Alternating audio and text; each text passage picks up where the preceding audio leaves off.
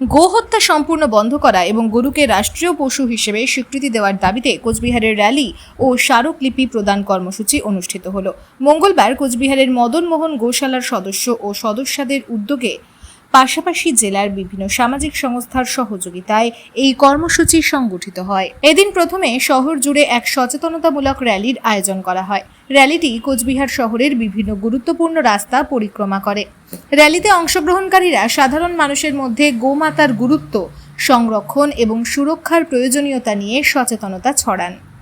Rally শেষে অংশগ্রহণকারীরা কোচবিহার সদর মহকুমা শাসকের দপ্তরে পৌঁছে দেশের রাষ্ট্রপতি, প্রধানমন্ত্রী, রাজ্যপাল এবং রাজ্যের মুখ্যমন্ত্রীর উদ্দেশ্যে একটি স্মারকলিপি জমা দেন। সাংবাদিকদের মুখোমুখি হয়ে মদন মোহন গোশালার চেয়ারম্যান ভোলানাথ আগরওয়াল কি জানালেন শুনবো। আজকের এই ডেপুটেশনটা পুরা ইন্ডিয়ায় যত এসডিও এবং বিডিও অফিস আছে সব জায়গায় হচ্ছে। আমাদের হিন্দু সমাজের গোমাতা হচ্ছে সবচেয়ে পূজনীয়। যখন গো হত্যা ভারতবর্ষে হতো না তখনই ভারত বিশ্বের গুরু ছিল। যখন থেকে ভারতে গো হত্যা শুরু হয়েছে তখন থেকে ভারত বিশ্বগুরুর আসন থেকে নেমে গেছে। ভারতকে বিশ্বগুরুর স্থানে প্রতিষ্ঠিত করতে হলে সবচেয়ে আগে গো হত্যা বন্ধ করতে লাগবে।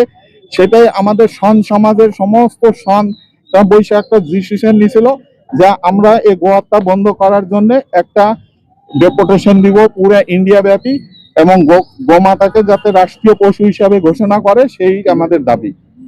রাষ্ট্রপতি, প্রধানমন্ত্রী, গভর্নর আর সিএম চারজনের কাছে আমাদের ডিভিশন এসডিওর থ্রু দিয়ে যাবে। আমার নাম ভোলানাথ আগরওয়াল। আমার ডিভিশন হচ্ছে মদন মোহন গোশালার চেয়ারম্যান এবং বিশিষ্ট ব্যবসায়ী ও সমাজসেবী। এই কর্মসূচিকে ঘিরে কোচবিহার শহরে একাধিক সামাজিক সংগঠনের অংশগ্রহণ লক্ষ্য করা যায়, যা বিষয়টির প্রতি সাধারণ মানুষের আগ্রহ ও সমর্থনের ইঙ্গিত বহন করে।